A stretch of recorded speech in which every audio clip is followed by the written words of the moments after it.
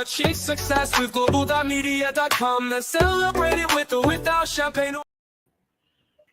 Hello, We're Emmy. here. We are here live and direct from the UK, right? So, Annie, it's so good to see you again. It's been a while. Or should I say, it has been a minute, a full Literally a minute, right? Literally a minute. Don't tell them our secrets. You know what? When I message my friends these days after a while, I say to them, "It's been a minute," as my friends say. It's such a strange way of saying it. How are you anyway? How are you today? I am alive, as you can see. Yeah, thank goodness. Thank goodness. Yes, I'm alive. I'm well. Yes, I'm well as can be for the time being. I've had a busy week, as you do. Week has been quite busy, but I'm glad I am here.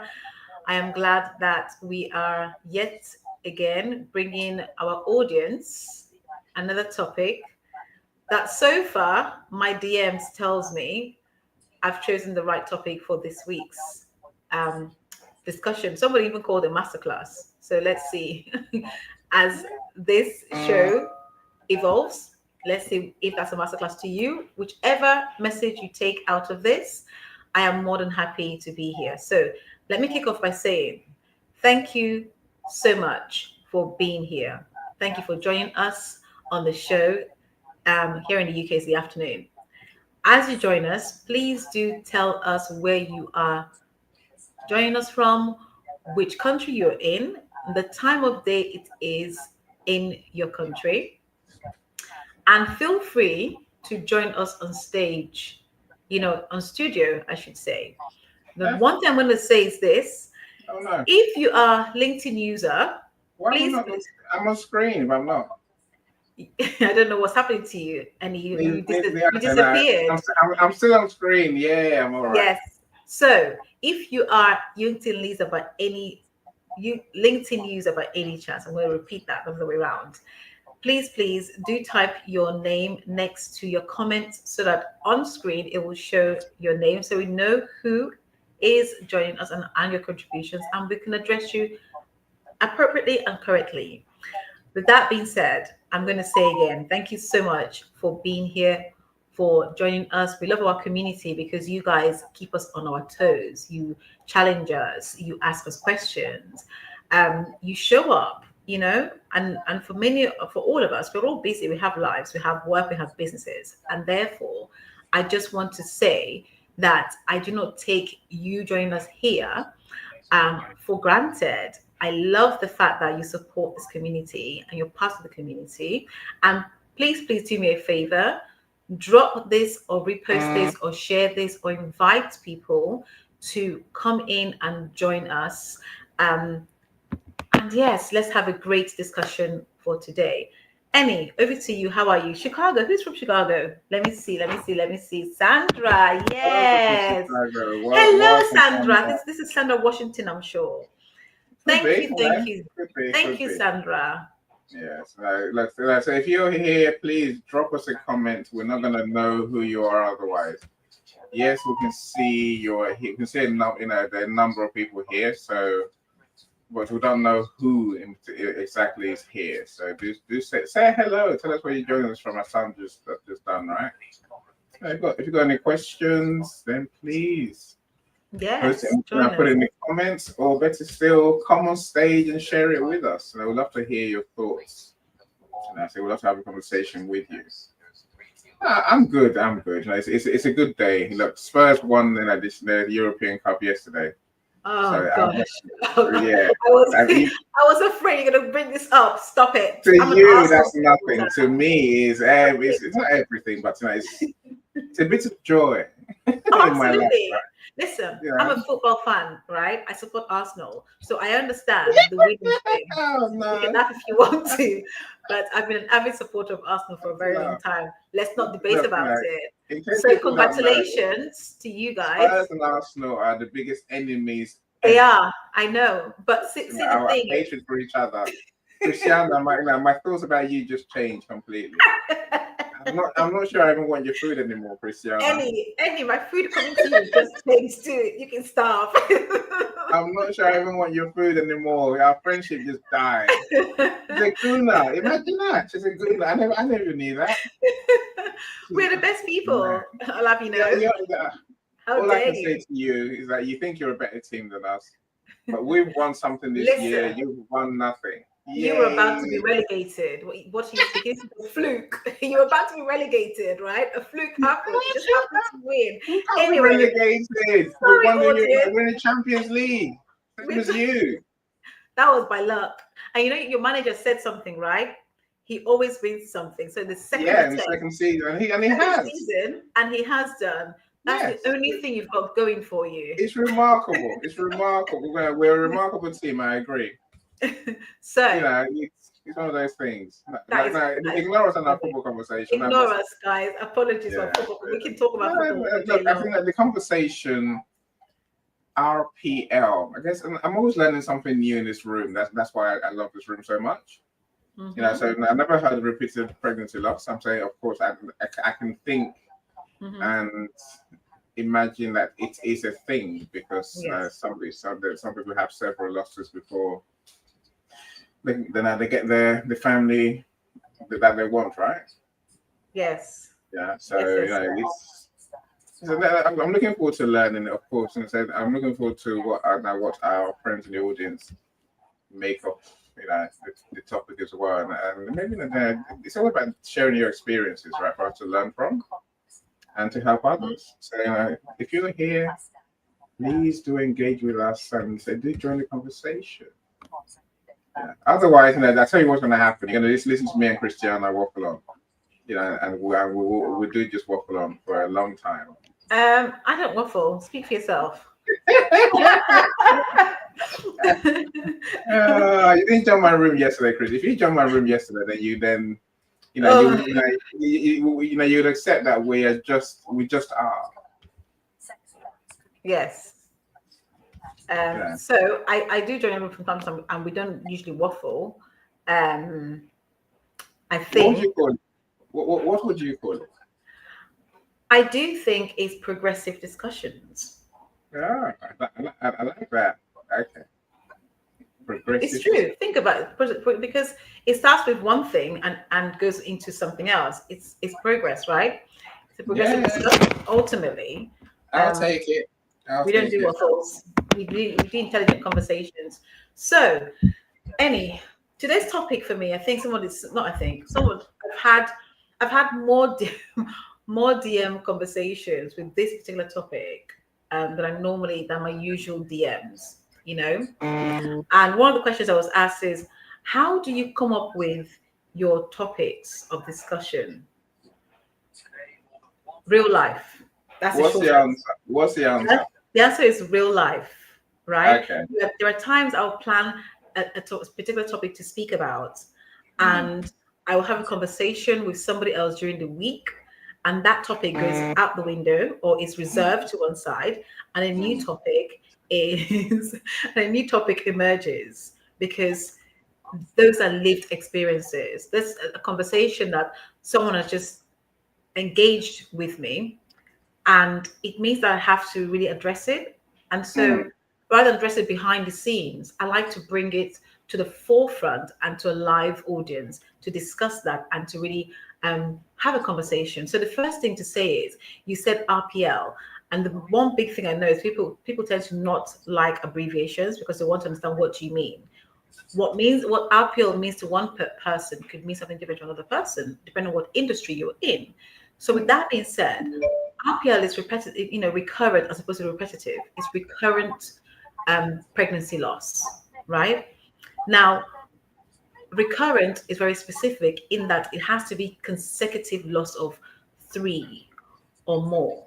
Then it's still as a recurrent in a short space of time. People have miscarriages, could be a year or 2 years in between, you have another one. That is not recurrent. Recurrent is quite consecutive pregnancy loss, right? And so when that happens, as always, with pregnancy, with miscarriage, with baby loss, we know this. Women are usually the focus because they're the one who embody that pregnancy, that baby, and therefore they get most of the attention, if not all the attention. Here's the thing. I'll begin this by really just voicing, my thoughts and where my mind was when I was going through, do I do this topic this week or do I postpone it? Imagine in dim lighting, a man stands center as a center stage. He's not an actor, he's a father, right? His voice trembles, but he speaks clearly. This isn't fiction, by the way. It's a story that is lived by millions of men who often suffer in silence. Okay? For me, this show really is about the silent grief that affects men in a bold, in a big way, in a raw, in a deep way that we don't talk about. And it's deeply necessary to really tackle this subject because of society's view, or more to the point, because society chooses to overlook men when it comes to this subject. Their emotion, their mental, their physical, their psychological, their spiritual health really is impacted. And yet we don't talk about it. Or we do, but not as much as. I always say that pregnancy is a two-person sport, okay? And so when it comes to the loss of a pregnancy, the loss of a baby, both parties should be equally considered, should be equally supported. Now, I know people are going to say to me, well, men and women think differently. That is true. I completely agree with you. Men and women do think differently. But here is the thing. Because of the way that society norms operate, or the way we operate in society, and men are just there to protect us, there to provide for us to a certain degree. I'm now going to traditional ways of how we've looked at men for many decades. It is only in recent years that we are really having to, listen and reset our mindset when it comes to men and their emotions and the impact that true grief can have on them, the impact that an event, a negative event at that, could have negative event and the impact it has on men.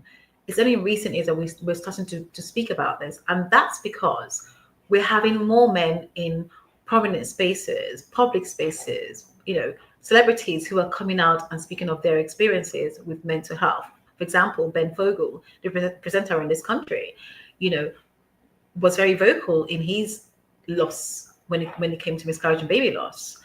So we have people who have come forward to speak about this. That in itself has opened the doors to really people sitting back and taking stock and thinking, oh, so men do experience this.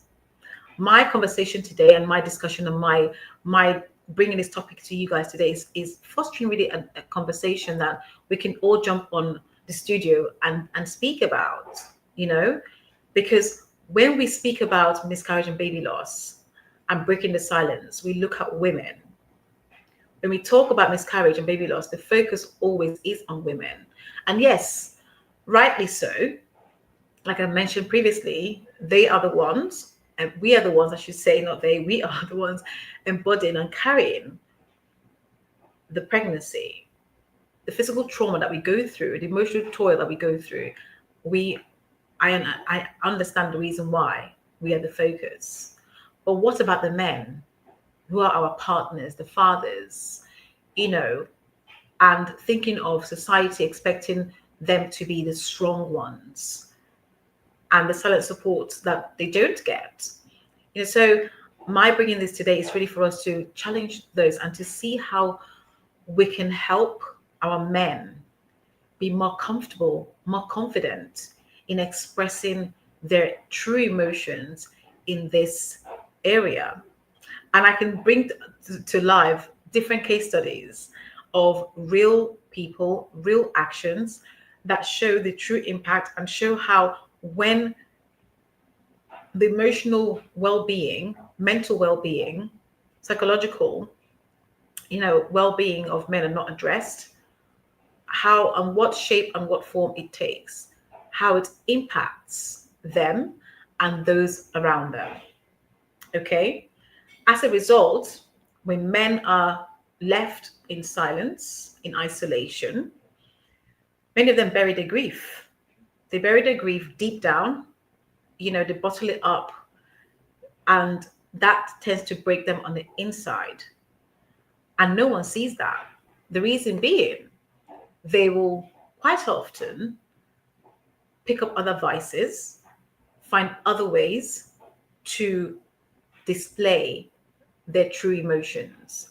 Now, you know me, when I come to these events and when I speak, I always bring some facts to the show so that we are aware of the facts out there. And also, I believe it allows us to really understand what's really going on in the world. For example, the UK world, what's really going on in there.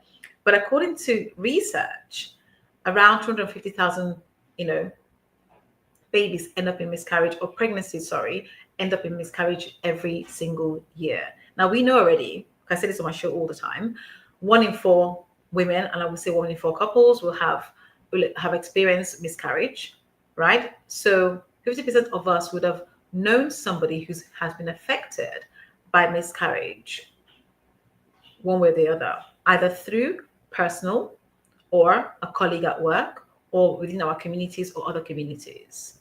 We always get to know somebody or somebody who knows somebody. So this is how common miscarriage, baby loss is, and yet we do not speak about it. Now, while the medical system and support networks primarily focus on the women, in 2021, a survey was done by Miscarriage Association that found out that 69%, get this, 69% of men said they experienced significant emotional impact, right? Only 18% of them accessed any form of professional support. My question is, why is that? Before I continue, let me say a big welcome to Rosemary. Thank you so much for being here. It's so great to see you. It's been a minute since you and I connected. I'm hoping we're going to connect again very soon. Thank you, thank you, thank you. I'm excited that you are here to spend the time with us and you're choosing to share your time with us today. So thank you for being here. This is awesome. And yes, from Nigeria, I know. So, Annie, before I move on, do you have anything to say? Would you like to have the opportunity to contribute, to tell us what your thoughts are? And then I will continue with my statistics. Is Annie still there? Sorry, I've got to add myself to the stage. Sorry, people. No, it's the StreamYard is doing something funny because the comments not showing on my screen. Amazingly, I know that Lisa, the genius, is here. Oh, awesome! I'm menopause dietitian specialist, all-round god. Hi, Lisa. How are you? My friend Joyce from Kenya is also here as well. So. Hi, Joyce. Glad you're here. Of course, welcome Sandra earlier. You see, what I find fascinating in these events, Christiana, those people who sits in the back. Where is Joni? Sorry, carry on. There's people who sit in the back and never speak. There's more people here. Yes. They're just not speaking, and I'm always like, oh, say something. Say something. Just say hi. So at least we'll know who you are and we can welcome you properly. I don't want to break into song. Oh, goodness me. God help us, right? Literally. The comments, nothing going on in my comments. I don't know what's going on. Okay. I couldn't take Rosemary's comment off the screen because there's no other comments showing in my screen. Yeah, mute your other screen, Christiana. Mute your other I screen. am sorry. I am. I'm going to do that Friend now. Michael is here now as well. Thank you, Hi, Michael. I'm glad you're Michael. here. Hi, Lisa. Yeah. Hi, Joyce. No lurk in the background, right? No lurk in the background. No, you're not allowed. I think that it's a big, it's a big topic. One of my friends just messaged me and said, I've had three baby losses, 3 miscarriages.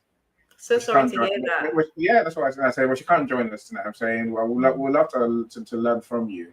Yes. On this, especially on this topic, but Yeah. it's one of those things. I think when it comes to pregnancy, of course, any man, I'm sure Michael will agree. Michael. I don't know if Michael will agree or not, but now most men will fade into. We'll try and fade into the background so no one sees us, because it's not about us. It's what we think, right? It's nice about our other half, the woman. Right? Yes. And we dare not speak in case we are branded selfish.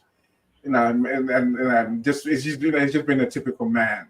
And so all of that thing I think comes into the equation. Yes. Of course. We have a lot invested in every pregnancy. If you ask me. Hi, Sean. I've got 3 kids. I'm saying for all of them, I was invested. I was praying literally. I was petrified. So. But that's good. So obviously, I haven't experienced baby loss. Thank goodness. That's what I'm saying, but I'm not going to have any more kids either, so I'll leave that alone, right? Are you sure? Are you sure? I'm past all that, right? But I think if you experience one, I can imagine how petrifying it must be that to go again, and then to lose another one, like you say, recurrent pregnancy loss essentially counts after 3 losses. I'm saying, I don't think I'll last that long. I think my house would have given out somewhere. Between 1 and 2, I would have been like, I'm not playing this game anymore. I give up because the pain. I can imagine the pain. Yes. I can only think it's totally unbearable. But do you remember when I spoke a few months ago now about the client who had gone through 29 IVF rounds? Remember? I do remember. And on the 30th, they were successful, right? That relationship was under so much strain. And when I say so much strain, that the husband just wanted to walk away. And it took, and again, the importance of speaking up is so that you can have the right support in place. Because sometimes you might be going through something and you think that this particular experience is unique to you. And at times you wouldn't even know that there are others going through what you're going through, but you're just unaware of what they are going through, because this is an area where people don't talk about it. We're not really encouraged. We don't foster environments or safe spaces for people to come and be comfortable, be vulnerable, and confident to share what they are going through. And so that relationship was hugely at risk of separation, and it took a village to really support that couple and have them have that belief. And don't get me wrong, the man in that relationship really did take his time to yes, hear that support, but he had to have his own feelings validated, because all of the conversation, and again, this is the other thing that I will come to once I've gone through the stats. I will come to is when we find ourselves in the medical spaces, clinical spaces, even that in itself contributes to the way men experience miscarriage and baby loss, that leads to them being able to express or not express. So moving down, I'm just going to continue, and then we'll go to Michael in a moment. Hold on. Let me say, I think Sean's comments, they're useful. They could help at this stage. Welcome, Sean. If you don't know who Sean Hi, is, Sean. he's a super Awesome. He really is. Like I said, I spent some time with him last night after my show, and he's that person who will help you to move from where you are to where you want to be, to who you want to be. I think that's more that's his take. I said, and the man's writing books and creating frameworks and leadership and all sorts. So do connect with him. But Sean's saying, there's a comment before that. So I'm showing this one first. I guess after many years of nothing, as Sean says, unless you celebrate, a baby really is a possibility. His wife was 43 and was 49 when they had the first son. Yay! Well done. It shows what it's possible. It really shows what's possible. But I think when you experience baby loss, I can just imagine the mountain it takes to believe and to go again. It really must, and the more, I mean, if you have more than one, I'd like to. I know you mentioned your friend who are now at 30. I'm saying that is some resilience, right? That is some belief. That's some faith. Because I think when it comes to health, we don't feel in control. No. And if you don't feel in control, then why would I put myself through that again? I can imagine it. I might just have said, you know what, let's just adopt and be done with it. Right? Maybe another one, and let's foster kids instead, because at least we have, it gets us a family we want of sorts. Yes. I think it takes a lot of resilience. Let's hear from Michael. Michael always falls off, right? He always falls off. So let's hear from him sooner. That way, then at least we'll know he's not on stage for a long time, just waiting. Michael, do you want to talk to us? Yeah, I'll talk to you real briefly, but I wanted to hear what Christina was going to say. She had something prepared, and then she's going to tap onto me and let me have a go at whatever it is that she had already said. All right. And so let me listen to her. She has a beautiful voice. Christiana, we need to get better music in the morning. We've got to tell her how you help Christiana. We do, right? We need to tell them. But so when I will do that when this is finished. So globally, the numbers are even more sobering, because as the World Health Organization tells us, 2.6 million stillbirths occur a year. Imagine that, right? Imagine all the humans that we miss out on in the world. And miscarriage rates are literally hovering around 15% of all recognized pregnancies. Let's think about that for a moment. But one thing I was going to say that was key in this is, even when we go to clinicians, we go into these spaces, and I can say that from a personal experience myself, right? Men are not considered when faced with clinicians. They're not asked the question. The conversation and the questions are not directed to men. They're not included in the process, in the whole process. It's the woman that's focused on. And I always ask the question why. And the only time, perhaps, that a man gets a look in, so to speak, is when it's relating to their bodily fluids. It's relating to the sperm counts and so on and so forth. That's the only moment, the only time that they are included in these conversations. And for me, that's quite harrowing, and I can imagine, I've seen experience with my own husband, how men walk away and think, I'm invisible. Why am I here? Why did I even make the trip to come with you if I'm going to be excluded from? Or, as I've also experienced and have been told by my clients, they'll have the man wait outside the waiting room and have the woman in the room, which whenever I hear that, I scream on the inside. And I have to ask, why? Why are we excluding men from one of the most important experiences in their lives? It makes no sense to me, but I'll pause for now and let's hear from Michael if he's still here. Hi, Victoria. Welcome. Good to see you here. Thank you for joining us. Hello, Victoria, Victor. Victoria, so Interesting. nice to see you. Carry on, Michael. Ignore me. Okay. With regards to having children, it's kind of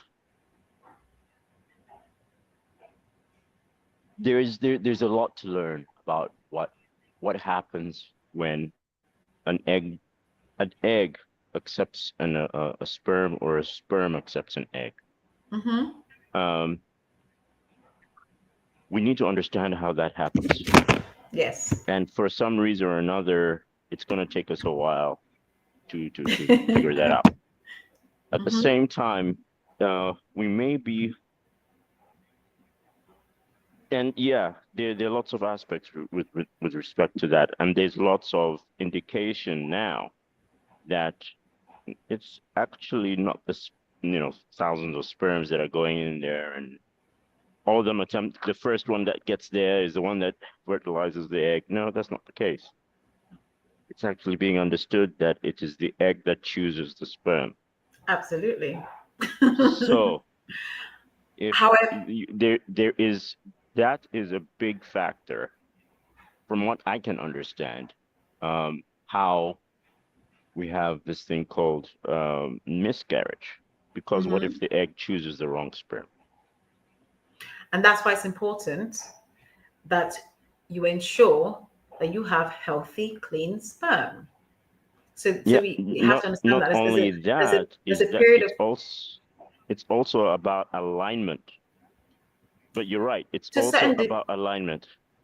To a certain degree, we might say alignment. However, without going into too much science, I think it's important we understand the process of. So if you are someone who is carrying quite an old, I would say outdated, but an old sperm around, Yes. the likelihood of you experiencing a miscarriage is quite high. You're at risk of, so Yes. it's important to ensure that you understand that within a 3-month period, if you do not clear, and this is, again, we're all adults here, if you do not clear your sperm, you're going to have the experience of carrying an old sperm, which will be an attempt, which then results in that development of the fetus, not probably well developed. But then again, think about the woman who perhaps may not have properly prepared for pregnancy. So I remember Dr. Noella speaking about preconception. Hi, Joe. About preconception. It's really having to ensure that we have, the right amount of folate as women inside of us at least 3 months before we become pregnant. Okay. So there's so many facets to this one story, quite frankly. But it isn't just one person, it's both a man and a woman. Yes, the egg is chosen, so the sperm is chosen by the egg. However, once that choice is made, if there is any slight defect within that sperm, you run the risk of having a growth that then falls off, which is a miscarriage, or you run the risk of having a fetus that grows and may have defects.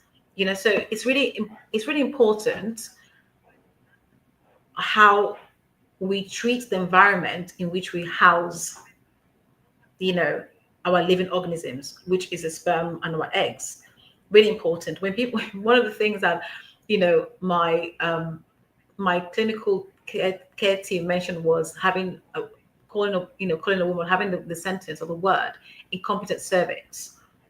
Ultimately, it's really looking at how we form babies between the man and the woman. How do we form it? Is it a clean, is it a well environment? Is it a healthy environment? Are you doing all the right things that you're supposed to be doing? You literally wouldn't sit down and eat at a table that is completely full of rubbish, dirt, and toxins. So why not clear out the toxins in your system before it becomes toxic to your fetus, right? That's absolutely right. Yeah.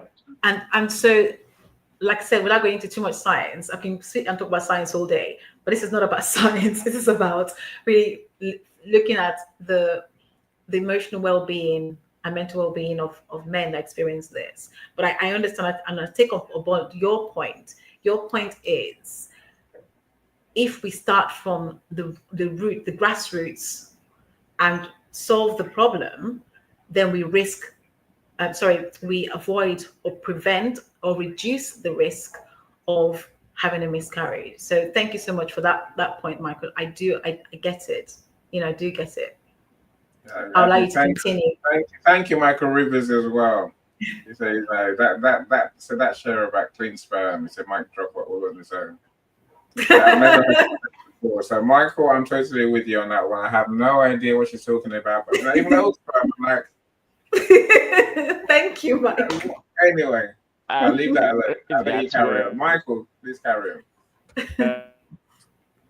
What? You're breaking up, my dear. I was like, oh my God. You're back. You're back. Be prepared to answer that question sometime today. How does the science part work? Give us details, give us things that we don't know. Because right now it's kind of like, damn it, she's entered a field that I don't even, wow, I want to know more. So please, I'm all ears right now, and I'm excited, and I'm ready to go. I think what would be best to do is, let's do a show on its own when it comes to this topic. It means that I can speak. I can bring also other professionals to speak about it. I think it's important that we address this. But like I said, when it comes to preconception, I think, and I want you guys to understand this, the preconception stage is really important. What you put on your body, in your body, and around your body is so important. That looks like the food we eat. That looks like even something as simple as the creams and the chemicals that we use has an impact on your pregnancy journey. The pots and pans we use in our homes that may contain carcinogenic coating has an impact on your pregnancy journey. So it's really important that we begin, and this is the reason I'm saying to you, Michael, this is not a quick conversation for today.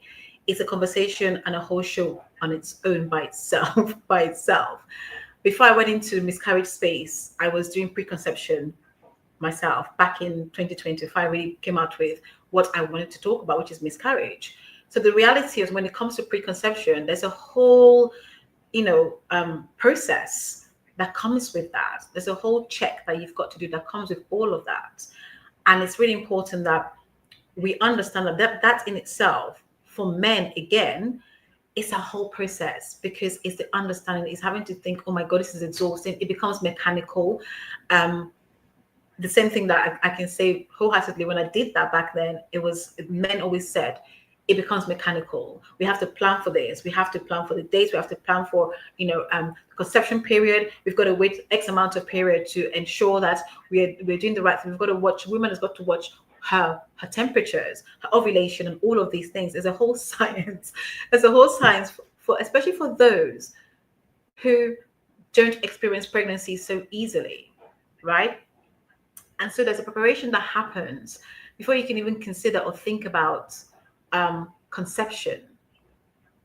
And then when conception happens, we're also checking to see that, okay, we're now conceived. Is our environment still okay?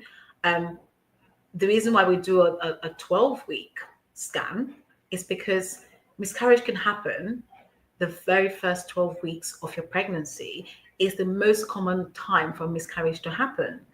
And therefore, through preparation and through preconception, you are told, we've been told, and we've been taught rather, to go for our scan to ensure that all is well, to ensure that your baby is growing really well, that they're getting enough blood through their system, they're going to grow well, there's no missing there's no missing limbs or anything. And like I said, for men, that process alone can take its toll, because for the most part, and the men I've been privileged and blessed enough to have communication with and to speak with and to work with, will say to me, it all went so fast. My head was spinning. Like, what's that all about? What's going on? We're doing this, and things change at the click of a finger, and they're having to keep up or play catch up. And a lot of the times, when we go into these spaces of our clinicians, there isn't enough time. Everything is so time constrained that we have to go in 10 minutes here, 15 minutes here, half an hour here. No one gets to explain to you slowly at your pace what is truly going on, what your body is going through, what your partner's body is going through, the risks that might happen. All of this isn't said in our NHS free service.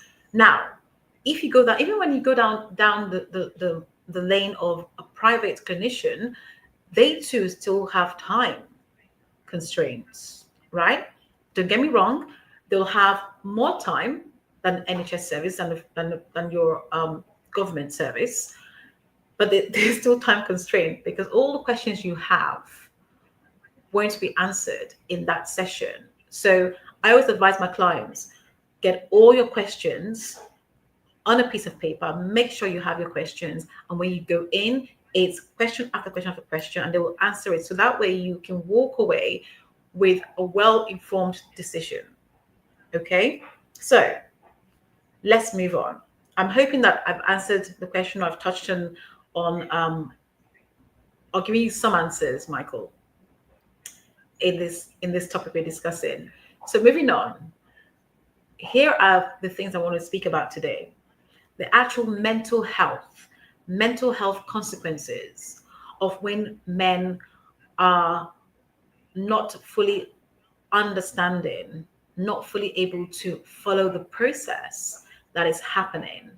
And then when they experience miscarriage and baby loss, the consequences, emotional trauma that becomes. And don't get me wrong, women, we can have a meeting, mother's meeting, we call it, in the middle of an aisle at any given moment, right? We have our girlfriends, we have all these people, we can have those conversations.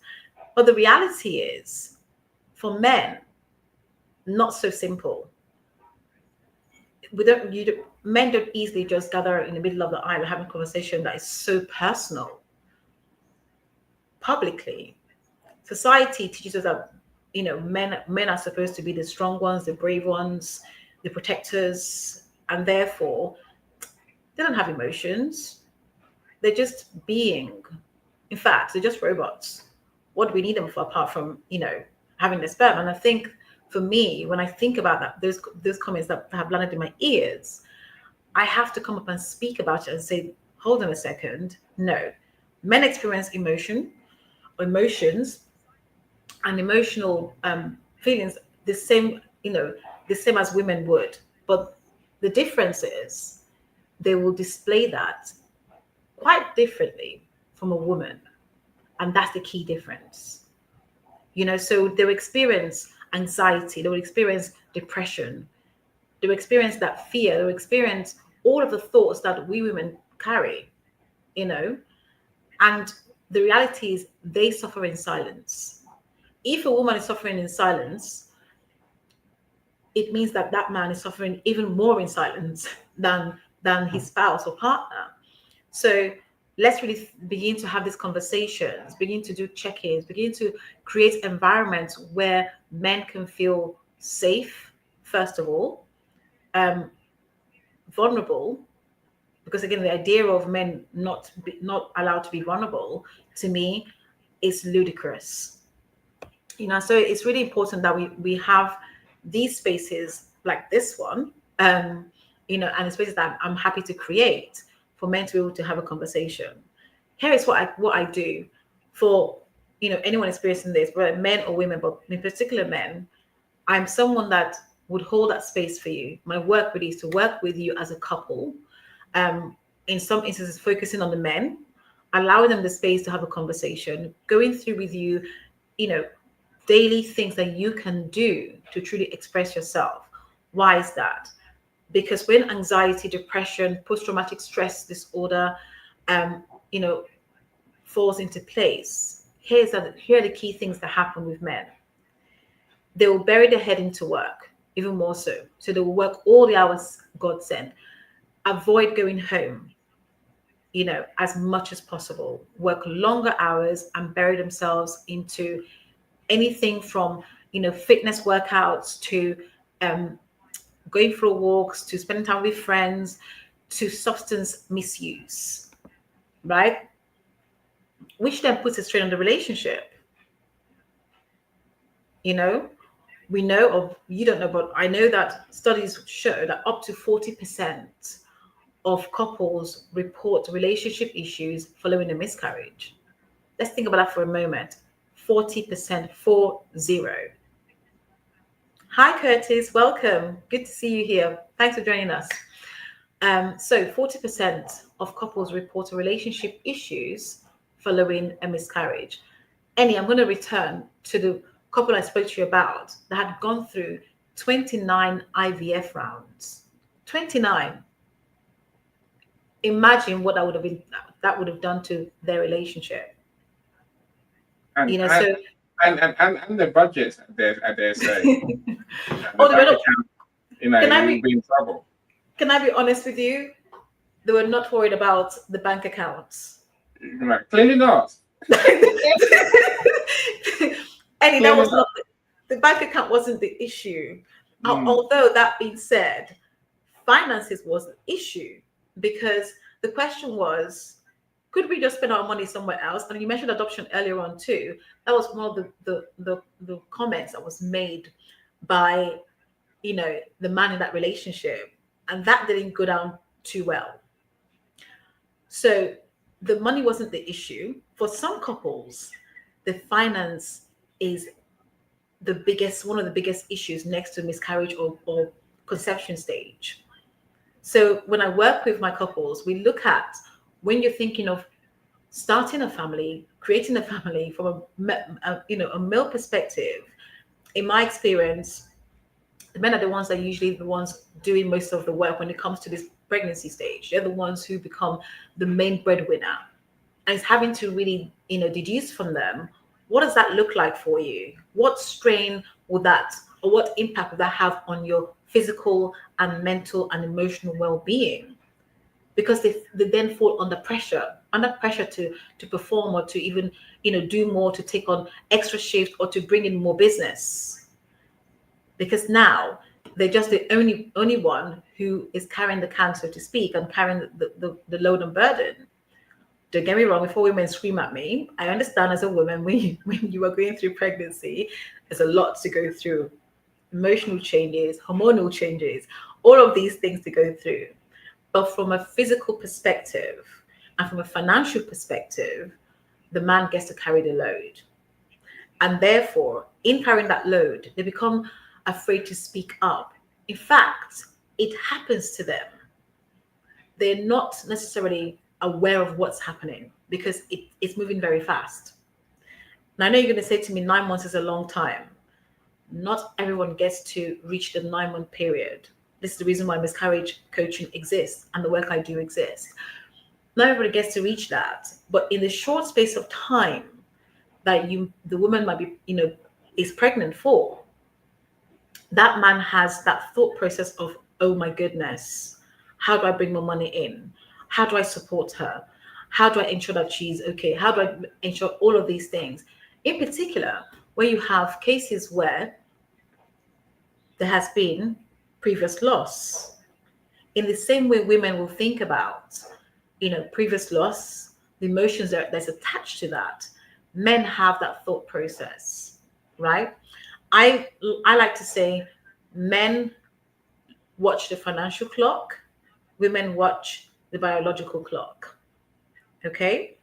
And so just the finance, the thought about it alone really induces stress, anxiety, depression on men.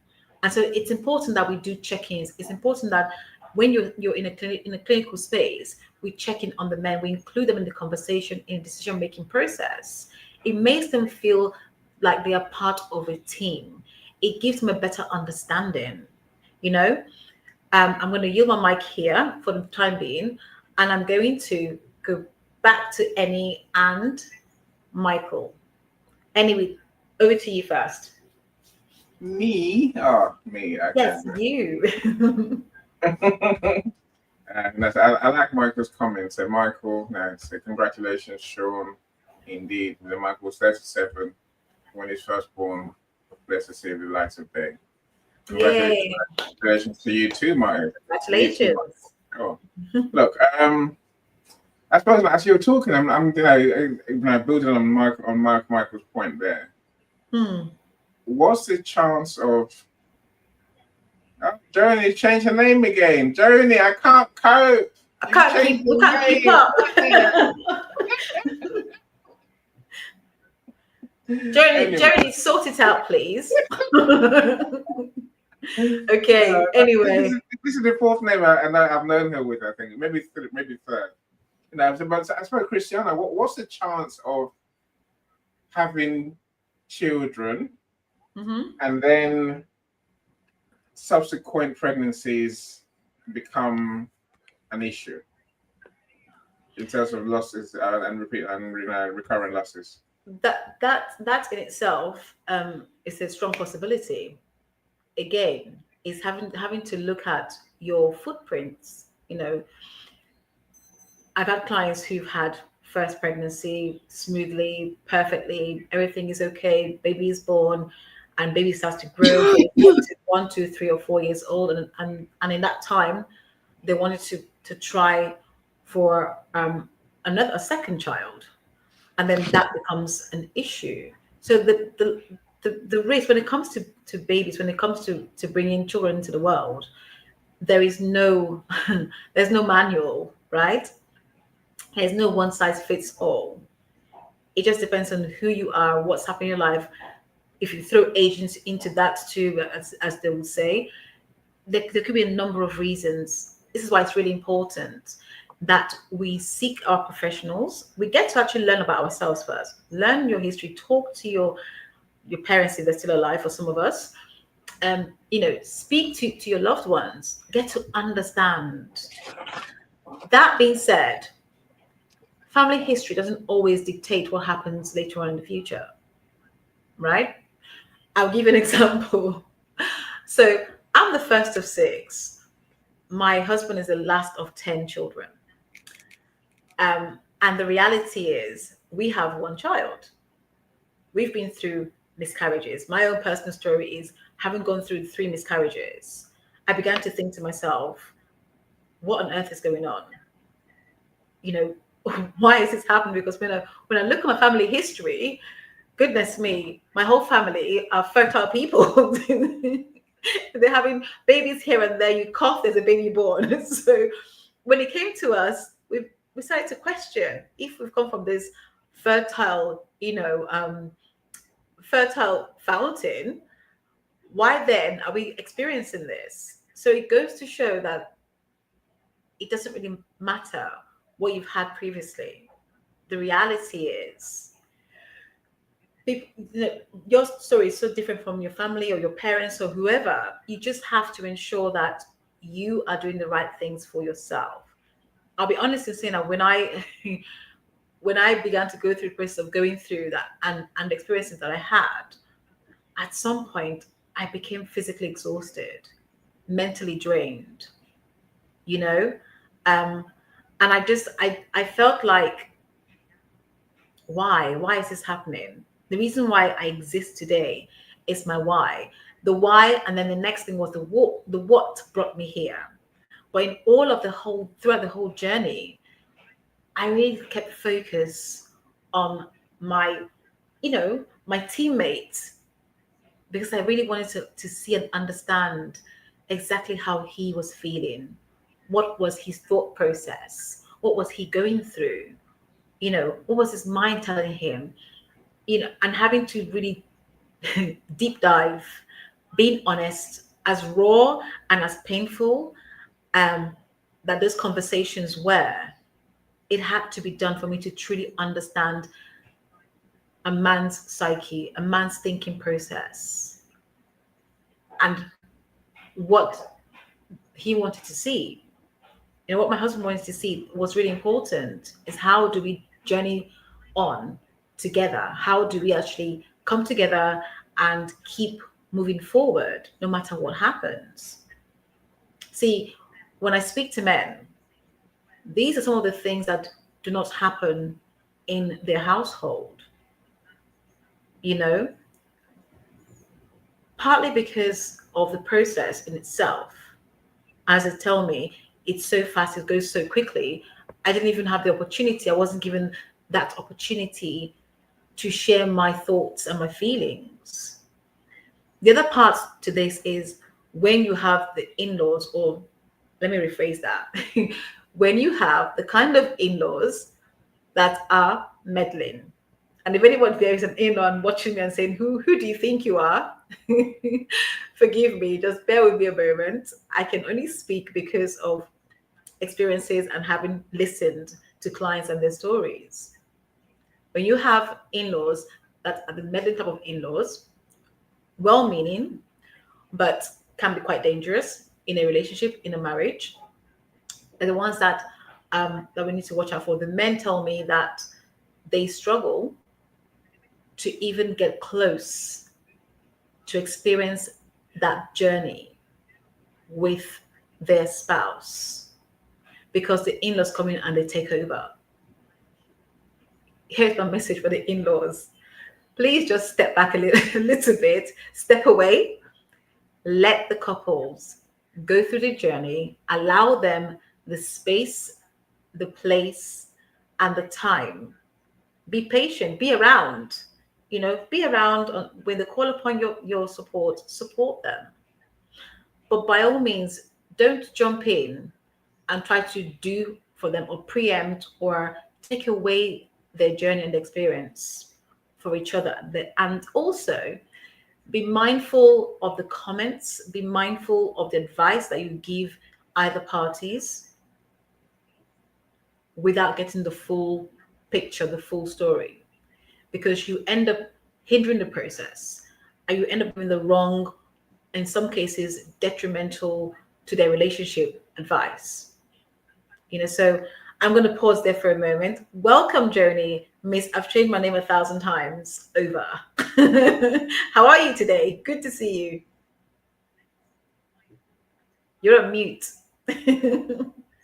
You change your setting as well. You change your setting. Yeah, look at that. No, I changed my name back. I was being silly because as a young little girl, I was called either JoJo or Joni Baloney.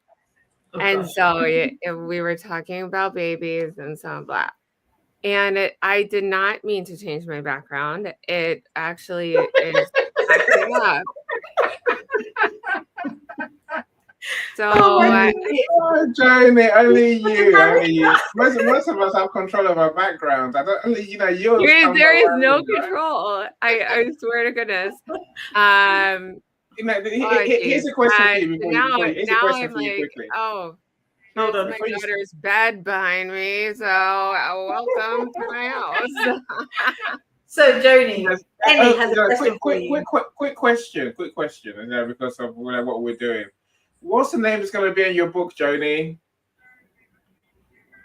Who's the author? Christiana and I, we're going to have a little chat later. So yeah, we will. Emmy, let's save that for later. Let's save that for later. I don't know. Okay, no. But I think the Triceratops sisters. But Christiana and I are going to have a little chat. You need an author's name. That's what I'm saying. And we can't change author's name, Joan Elizabeth. Are you sure? We'll talk about I'm 100% sure about that. Joan Elizabeth. Okay, all right. I'm easy as long as I have a name, right? We can't change it afterwards. All right. So, yes, you're going to respond to our conversation today. Let me tell you, this is kind of like serendipitous because I had to go yesterday and get a external and internal ultrasound because I have like a slight mass in my uterus, which they tested before. It's benign. I'm fine. And but they wanted to make sure it wasn't growing. They wanted to make sure there was no cancerous cells, whatever. And the two of the nicest, cutest little nurses were doing everything for me. And they were so sweet. And, I'm chatty. So I'm just like, hi, you guys married? And they're like, yeah, we're just married. And I was like, do you have kids? They're like, no, not yet, but we want them. And I was like, well, don't wait too long because honestly, I have friends now who are 40 who have spent, gosh, I would say upwards of $200,000 trying to get pregnant. And it's like miscarriage after miscarriage after miscarriage. And it stinks. It really, really stinks for them. I mean, like more than stinks. It's heartbreaking. It is devastating. One of my friends she's in the process of getting a divorce because the stress of everything just couldn't keep their marriage together. And she wanted to keep trying. He wanted to not have kids. He was like, you're enough. And she was like, let's adopt. That would be a great thing for a child. He's like, I don't want a child that's not ours. And it sucks. They've been together since college. And I just wanted to have this life of traveling and financial freedom and getting the perfect house and being kind of really active in their social life. And now all she wants is a baby. And it has taken obviously a very serious toll on their relationship. And for my own story, I have 3 kids, healthy kids, all came with some challenges. I did have 2 miscarriages, and that sent me into some serious downward depression. Not for long, but like after that, so it was all after my first 2 girls, and so before my boy. And I was like, goodness, I was like, I want my body to work. That's like what goes through a woman's head. I want my body to work. And so, yeah, honestly, like my ex-husband was like, I don't want another kid. It's fine. And I was like, no, it's not up to you. And which is absolutely horrible for me to say. And I recognize the flaws in that, to not take his feelings into account, because some men, not my ex-husband, are very emotional. And so anyways, I felt this like animalistic need for my body to work. And so that's my story. And anyways, it was interesting getting an ultrasound yesterday, like for no baby. And I was like, I have not gotten like a tummy ultrasound and not seeing a little heartbeat. Like I was just like, oh, is a tumor grown? Great. It did not. Positive. We're all good. We're fine. Yes, it's benign. It's positive. fine. I'm glad you mentioned the word ultrasound. I want to speak on, men and some of the ways that they have dealt with miscarriage in the face of anxiety, stress. The way that I mentioned that men and women deal with this particular topic so differently, even though they're in a team. And I'm sorry to hear that your friend is now experiencing a divorce journey. But that speaks to the reason why we need to keep having these conversations and removing the stigma attached to men, being vulnerable enough to have conversations. You spoke about ultrasound. Here is a true case study of how perhaps a man will experience a loss, An example of that is a man who goes in with his wife for the scan, and unbeknownst to anyone, he recorded the sound the sound of his baby's heartbeat. Do you know that is the one way that he could try to come to terms with the demise of the baby, the loss of that pregnancy, because no one really spoke about it, no one really communicated. He did not feel that he could communicate without being looked at sideways. And what I mean by that is without being judged, without being called weak, or being expected to be so strong. Why are you the one who's crying when I'm the one carrying the child? Words to those effect being said to him. So when that loss happened, all he had was the ultrasound that he created into music, and repeatedly listened to that ultrasound to remind him of what he once had. And his partner knew nothing about it, completely unaware that he had done that, because no one took the time to speak with him, to explain to him, to encourage him, to check in. It's a simple thing as just checking in. How are you doing? How are things? Okay. The second example I'm going to give, these are true stories. I'm just not mentioning any names, just to give you an inkling of how men and women deal with the same loss in different ways. The second one is a case study where the man in this situation, after 3 losses, have not been able to cry. Just didn't want to cry. He wanted to cry, don't get me wrong. He did want to cry. Those emotions came.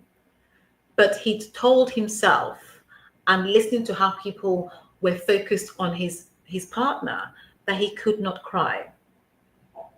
And he was found at work in tears after a long day, after he thought that his colleagues had gone home, and they heard somebody in the toilet wailing.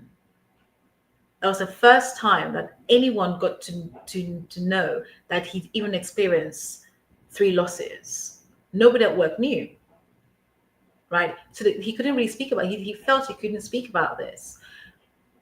The third one I'm going to talk about is one that truly, anyone hearing this today, my advice, and I urge you to check in on those around you. Be one of the villagers. They say it takes a village, right, to really care, to really support. Become one of the villagers, okay? And this has come to me, and I have gotten permission for these stories without mentioning any names. The third one is having a couple that experienced 6 miscarriages, and the man not being able to voice or to express themselves. And the only way that they felt they were in control or had any control of what was happening was to walk away, and not walk away, was to go away and have a vasectomy, right? Without their spouse agreement, So when I say men deal with these things differently, they really do. Some will go to the extreme. I've mentioned in this show today, substance misuse. I've mentioned focusing on work completely and trying not to return home when work finishes. They will take all the overtime available and not speak about what they're going through, what they're experiencing, the PTSD they feel, they experience, or think about the anxiety of, will this happen again? The same thought that women have. We have the same thought. Will this happen again? What if? All the what ifs that women experience, men do think about them too. So we must start having these conversations. And the way to do that going forward is to really start to destigmatize male grief. Let's remove that, macho feeling. Men don't have emotions. They do have emotions. They do have feelings. They feel every bit of pain that we will feel, especially for those who it has been their dream. When something is a dream, no matter what happens, you're going to want that thing so badly.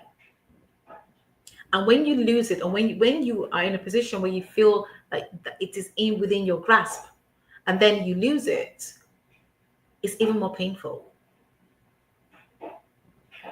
That situation, and this situation, I should say, really does apply to men. Because at the end of the day, we're both humans, okay? I know we're supposed to be from Venus and men are from Mars, but we're all humans first of all, and therefore we must be treated the same way. In 2020, research from the University of Leeds revealed that men often feel marginalized and excluded during and after a miscarriage, which leads to unresolved grief. In some cases, long-term mental health disorders, that's real. How do you function when you cannot think straight? How do you function when you cannot begin to express yourself? When you bottle things up on the inside, you want to explode. How does one function if we cannot allow spaces for people to express themselves, express their emotions, really embrace their sadness? One of the things that research showed, that for men that express their sadness, they are deemed to be unmanly. That's just crazy to me. It's an actual study that shows this, right? Well, you're manly because you want to show that you care about your child. That's ridiculous. What are we doing? Right? We are all humans at the end of the day. And so, as I say this, for us to remove the stigma, we must begin to speak about these topics, normalize them, right? And if you're in a space where somebody has that view, please help me to challenge them, because if I was there, I would challenge them too. So, without hesitation, we must challenge these ideals and these views, because the real sad part of what I'm talking about are men not being able to express themselves. At the worst end of the spectrum is suicide, and that is so real. It is not a hearsay. It's so real. It is not our imagination. It is quite real. And so we must do all we can to avoid that from happening. It really is important. What do we need, or what needs to change? What needs to change is healthcare services in the way that they exclude men in their practice. We have to start including men in our practice. The reason why I pride myself on working with couples and focusing on the men is because it's so important. When I sit with couples to look at a plan of moving forward after a miscarriage, the first thing is the grief. The first thing is looking at how each person feels, their emotions, their emotional well-being, their mental health, their physical health, psychological health. What impact has this had on you? Let's remove the in-laws for a moment, as I mentioned before, right? Let's remove them for a moment. Let's just freeze them, pause them for a moment, and focus on just you and your spouse. And how are you feeling? How are you communicating on a daily basis? So that for me is the work essentially I do, is really giving you guys the clarity and confidence to move forward. What does clarity look like?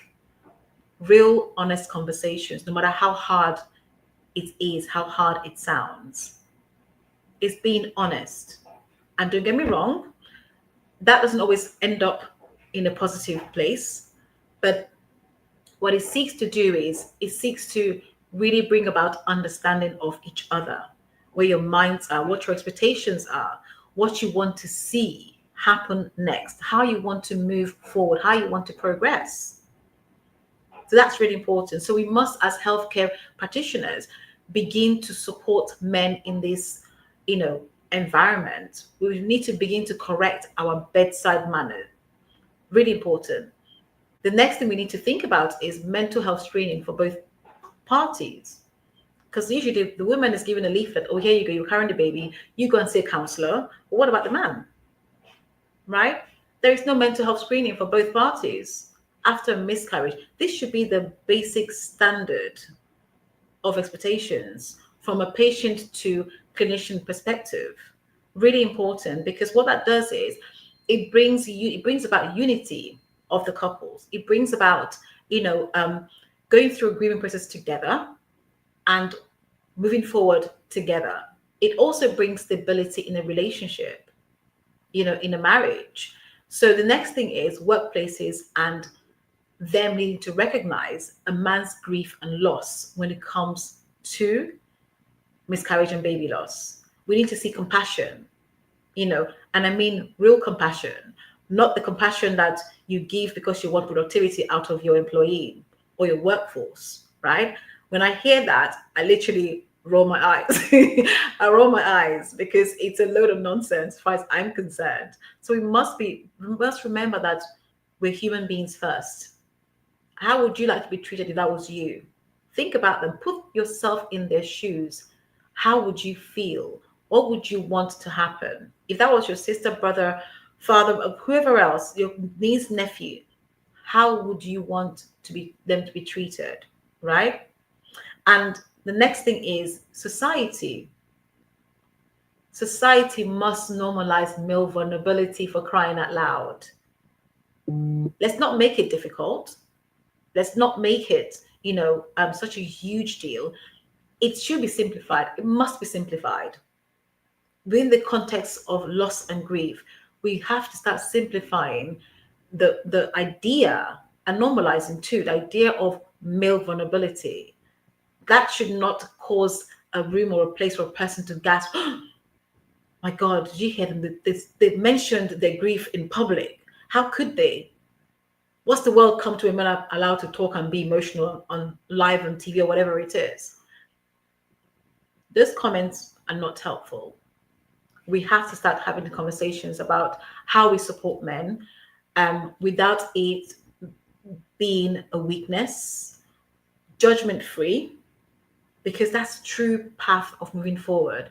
That's the true path of men coming to terms with what they're experiencing, what they're going through. That's a true path of preventing things like suicide, which is real, a true path of preventing further mental health or severe mental health issues that results in medication, that results in men having to then be sectioned. So it's really important that we begin to have this conversation and normalize them. Annie, over to you. I know Joni was putting her hand up. I don't know where she's disappeared to, but for now, until she returns, over to you. Yes, Hi, welcome. Blanley. Good afternoon. Welcome. So, Curtis, Welcome. thank you very much. I love your comments. Joni, I'm going to come to you in a second. So, I think men need to understand, more men need to understand and know that they do matter. Just because we speak up on the matter doesn't mean that we don't care about our spouse. I think that it's that guilt, Curtis. I agree with you. It's that if we dare to speak, we are trying to make ourselves look like the important ones. And I believe, Annie, that the women need to allow the men to express their grief in the way that they see fit. Right, because often what happens is we have women who are like, oh, but I'm the one who carried the child, and it's like, actually, we both had the same dream. We both had the same dream. Allow the spaces, encourage them, be there, be a shoulder for them to cry on. Because if you don't cry on your shoulders at home, they'll cry on somebody else's shoulders outside of home. I think that, like you said earlier, we need to just involve men in the process, full stop. I think that's where the gap is, right? The pregnancy conversation, the man is no one thinks about the man. I've been through three of them, and never once was I spoken to. I say I didn't not even a hello. Until the baby was born. Don't exist. Not really. I was there, but I said, but no one spoke to me. And then I said, but I guess it's realizing what we have to process, because all we can do is watch, confused, baffled. Yes. And when it goes wrong, the inevitable happens.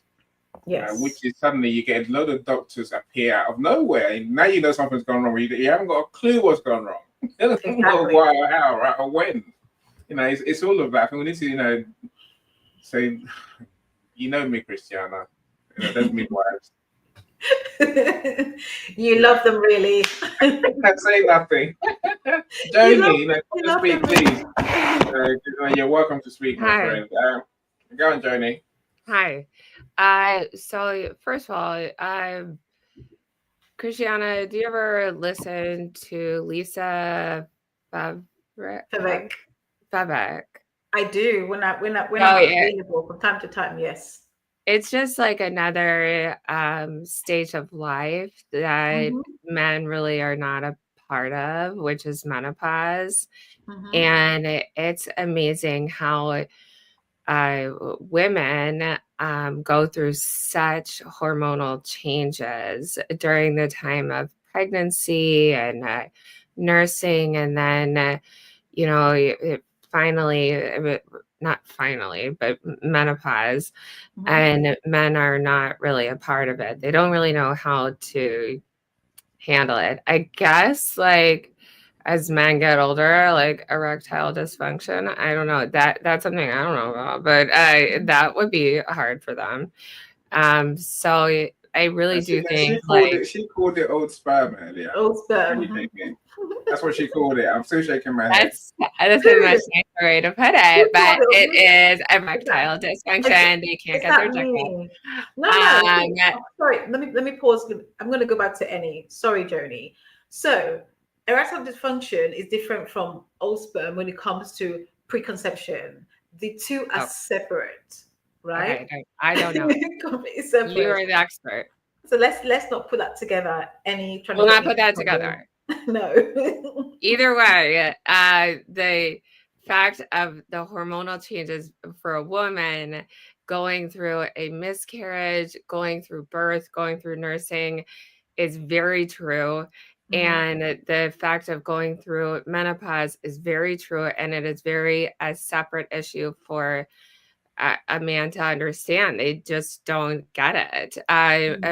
Not that they don't want to get it. They don't have to experience it in their bodies physically. So it is something that's like just really good to, I'm glad for any man who's listening to my friend Christiana, because it is a very normal topic, and women should be encouraged to speak to each other about all changes and not feel ashamed, because gosh, every woman I know has gone through a miscarriage, and I personally know, my mom got pregnant like that.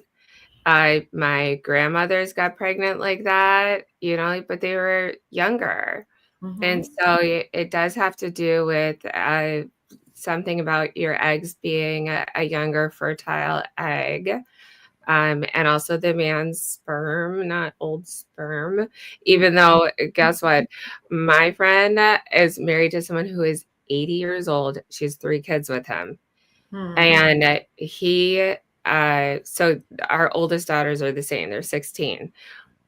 And then he had a whole nother family before her who are older than me. They're like 48 to 45, all girls.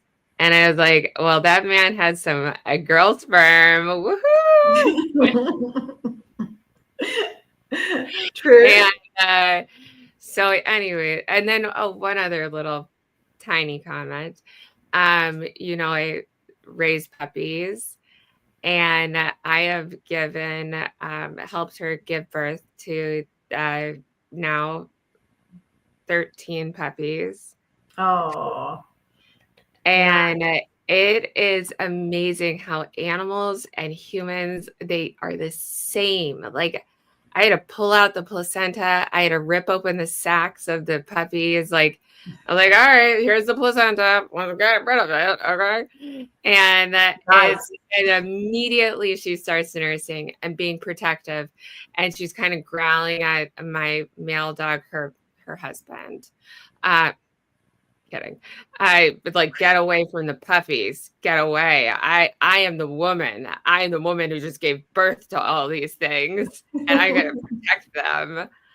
And so it's something animalistic that women just like are fiercely protective over that pregnancy and that body and the way that they handle it. That doesn't necessarily just stay in the human. I see it in the dog. So, You made a key anyways, point just there. finishing. You made a key point there, and I think it's important. Even though you're speaking about dogs, right? That's exactly what tends to happen in humans, where you have the woman comes and says, "This is my baby. I've been carrying these babies, and I've been nursing them. Now you're close. What are you doing here? Just do you know what you're doing? Just back up a second. Let me come and make sure that my child they need, breastfeeding or whatever it is." Or in the case of what we're speaking about, when it comes to miscarriage, well, I was the one carrying this baby. I was the one who lost this child. It was inside of me, right? What are you talking about? And that's how things can go wrong. When we don't allow men to have the space to communicate, to express themselves, you notice a gradual decline in their relationship, a gradual decline in their communication, a gradual decline in all the normal daily activities that they would have embarked on previously. For goodness sake, they made the journey of, conceiving, right? Yeah. It was good then. So take that love, take that thought. When you're going through this, remind yourself of what you shared when you were at the conception stage and even the preconception stage. For those that And have I think experienced something beautiful, it's really important that we remember the men who were there to create or to procreate with us and really maybe one too many understand. drinks. So for me, I'm literally I'm coming to a close of this session because I really have got to go take care of my little one. But that being said, I really believe that until we start to normalize men's vulnerability generally, and then we narrow it down specifically to miscarriage and baby loss, until we begin to normalize these things, we will still going to be living in the dark ages of stigmatizing men for having emotions as a human, for judging men for expressing themselves. And In the Christiana, only way they know how. people, men also, a lot of men, when you have a miscarriage, they expect you to bounce back and be like your fun self again. And it takes time. And like, they don't know how to properly support you. Of course, like they want to be there for you and stuff, but like, it's not their body that, this beating heart just came out of and didn't survive. And so it's a different way of dealing with things. And I commend you for kind of bringing this topic up, because honestly, when I went through this, it was like, oh yeah, you're back from the hospital getting the DNC. You want to make the chili for the kids? You want to watch a show? Like there's no tenderness and care. And that's definitely specific to, my story. But I do think guys want you to bounce back, get back on the horse, and like, a little bit more so than any woman is ready for. And so that's not all men at all. And I do think, normalizing the fact that you both have different ways of healing is a good Absolutely. And I think that the biggest part of that, what you just said, makes it, and I've heard those stories. Believe me, I get to hear so many stories. I've heard the stories. And that's why it's so important that we embark on educating, because it's by educating, sincerely educating, being open to where it's a really small, awkward question. Nothing is trivial when it comes to this topic. When it comes to men asking questions, nothing is trivial. Nothing needs to be dismissed. There's nothing like a stupid question, because how else are you going to learn? How will you begin to understand how to express and hold yourself before you're able to hold your spouse? When we get onto an aeroplane, the first thing we are told is put on your mask first, right? Before you put even your child. And imagine you have a child, a tiny person. You got to put your own mask first. You know how hard that is, right? When you're traveling, when you have a small one, let alone when you're dealing with adults. Put your mask on first. And what I'm saying is, men, through help and support and education, need to understand the process first, need to understand what's coming, need to have the opportunity, the space, and the grace to ask those questions that may seem very trivial and non-entity to others, but to them is the very thing that could save their lives. And therefore, we cannot be poor with it. we really can't be poor with it. We have to be liberal with it. We have to be graceful. We have to be compassionate. We have to be empathetic with those, you know, gifts of support. I think it's really important, you know. So Yeah. I take your point on board, Joni. I understand that some men, that's because men don't understand how to be in situations like this. Not all men do. No, Research Christiana. shows it. 49% of men are stuck. Only 18% of them will ask for any kind of help because they're not sure how to, you know, even Well, what to you know say. what? I'm telling you, this was not taught in 7th grade sex No, ed. no, No, no. It's no still one not talked taught. about miscarriage in 7th grade sex ed. So Listen, we are all learning it as adults, and we're like, exactly, "Ah, exactly. But this is my mission. My mission is to bring good mission."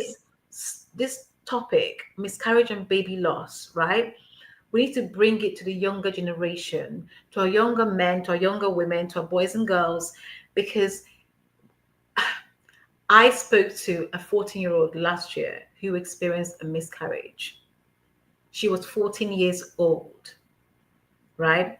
She did not see this coming. She had already gotten her head around keeping the baby, despite everybody telling her, you're too young, have an abortion, get rid of the baby, just do away with it and focus on your education.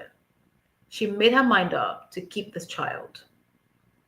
And in the midst of the night, at about 2:30 a.m. in the morning, she was experiencing a miscarriage and didn't know what on earth was going on. It scared the life out of her. She was screaming her head off, right? Meanwhile, the guy who impregnated her wasn't around. But when that news came to light, seemingly, face value, it looked like he didn't really care. Lo and behold, he was dying inside. And nobody really stopped to check in to say, hey, how are you doing?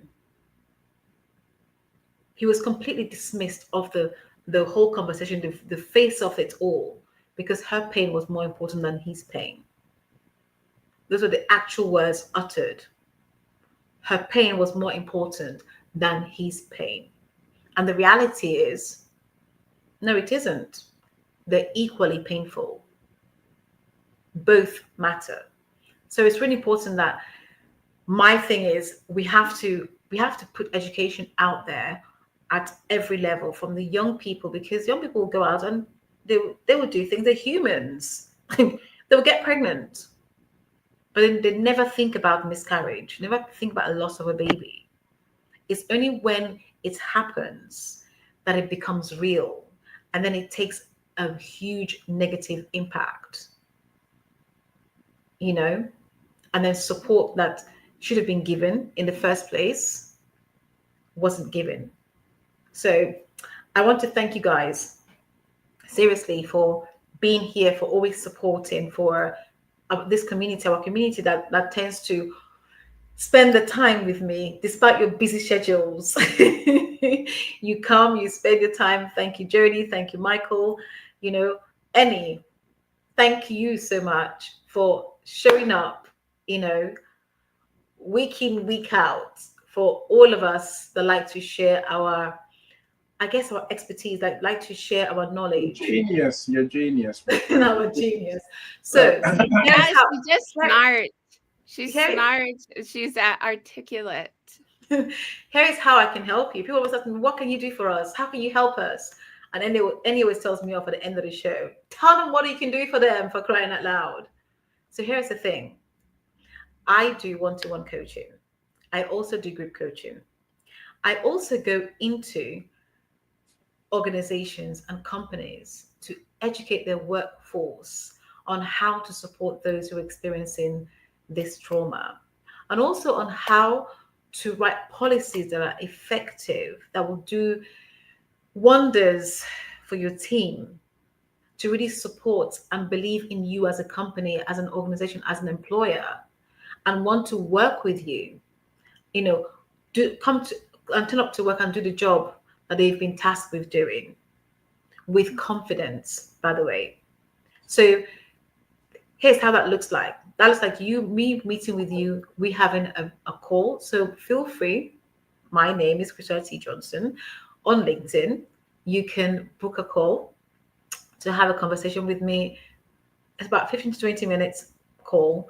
And I can get to hear where you're coming from. I get to hear what your story is. And we won't solve everything in that 15 minutes. By gosh, no. The purpose of the call is really to establish a connection, first of all, and then to really hear what you have been through and the ways that you and I can work and explore how I can help you to gain clarity and confidence on your journey, whether that journey is moving forward to get pregnant and have your baby. So for some people, it's a rainbow baby. For some, it's child 2, 3, or 4.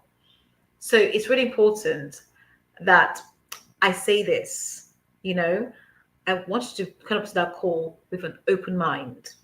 There's no pressure. Everything that we discuss is confidential. So I take confidentiality really seriously, Definitely.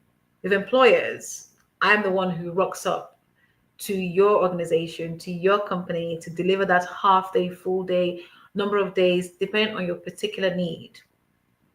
If you check my recommendation, you will see that organizations that I've been very blessed to work with and to rock up with, think I've done a good job. So I know I do a good job, but it's really important that you pick up that phone, or not phone, pick up that mouse or your phone and click, book yourself an appointment with me, and let's have a conversation of how I can really support you.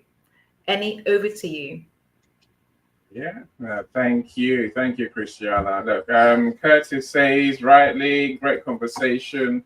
Thanks for joining us, Curtis. Thanks for joining us, everyone. So thank you. Sean says, what's wrong with Jojo? Sean, here's the problem. This woman has at least 4 different surnames. Yes. Problem. Joe is not the problem. They're confused. The surnames. And No, it also has one surname. Joni. Otherwise, they will never get known. They'll search I'm for them, Joni. I'm Joe.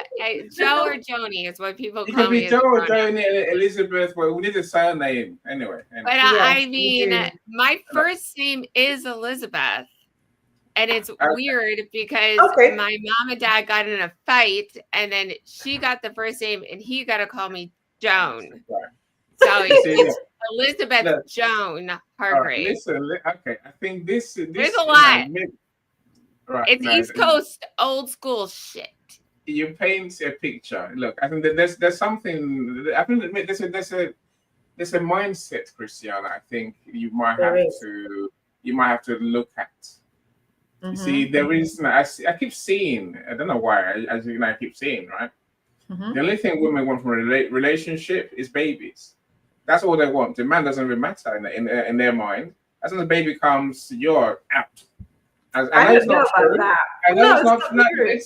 I can show you many where I've seen it many times. Really, in some cases that's the truth, but not always. Right. I think, but that's a mindset that increasingly gets pushed. But well, we know it's not true, right? We know it's not true for sure. But I think that there's a point that you and Joni mentioned. I think this is a conversation I had yesterday. I think we need to learn how to truly be loving people. Like, Mhm.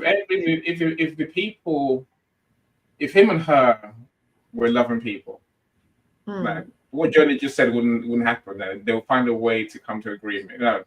We'll find a way Yes. to sort out our issues, right? And Mhm. and people will actually give men their thoughts because Yes. it's the right thing to do. Mhm. And knowing that it's, to show some care towards the man does not mean showing less care towards the woman Absolutely. or anyone else. And it's part of the package of support that everyone needs, right? And it is finding that place in our hearts for people and being genuinely caring about other people. Actually, they wanted to help everyone rather than Yes. trying to, I guess, minimize resources and hurry up and get this over and done with and get rid of them as quick as we can, all that sort of thing. It doesn't. That's not from a place of love, right? No. I think we need to genuinely begin to think about each other and be that person who really does care. I say that the professionals, they said those in the relationship, those in our families. Exactly. Everyone needs to show more love and more care. If you two have been in my room last night, you know why I'm saying this now, because this was banging on about this yesterday. When you two were there, my two best friends were not there. Imagine that. No I'm love. sorry. No, We were. no, no, I'm heartbroken. Look, No, Jody, he's about to sack us. Thank you for another great show. Look, we're back here again in 2 weeks' time. Thank you, Rosemary. I was getting an ultrasound, Denny. An ultrasound. Okay? I was getting an ultrasound. So it all circles. Big circle. All right. I get it. Rosemary, thank you for being here. Thank you. Rosemary, you are awesome as always. Do you know what? In fact, let me take the opportunity. I want to say a big thank you for those that reposted my post. And do you know something? From Rosemary to Michael, they're always great at reposting my posts. I really want to say thank you to them because it's not done enough. But thank you so much. I truly appreciate you guys having my back and appreciate you being here. Joni, Annie, you are a superstar as always. You just show up and we deliver, right? Every single time. I cannot fault you at all. I'm coming your way. I'm coming your way next week, by the way. Oh, yay. Get that freezer. Thanks, that freezer, Christiana. That freezer.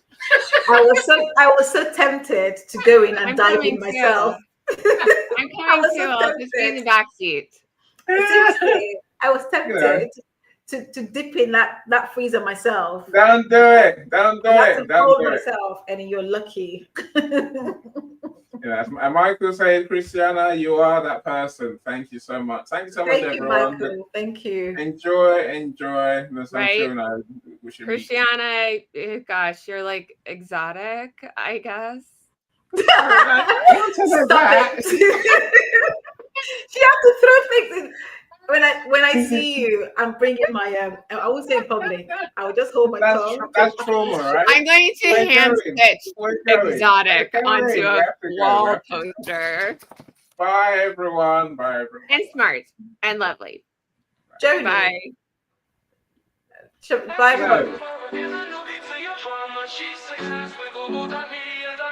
Celebrate it with or without champagne or rum, but she's success with Global.Media.